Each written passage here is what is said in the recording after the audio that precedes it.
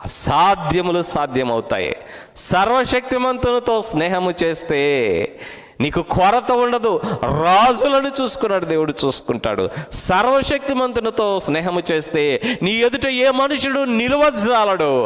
సర్వశక్తిమంతునితో నువ్వు స్నేహము చేస్తే ఆయన కంటే దేనిని నువ్వు అధికముగా ఎంచుకొనలేవు, ఏనినైనా నువ్వు త్యాగం చేయగలుగుతావు.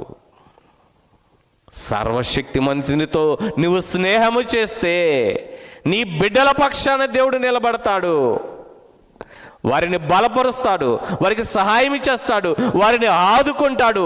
నా స్నేహితులైనటువంటి అబ్రహాము సంతానమా, నేనున్నా మీకు అని అంటాడు ఆయన.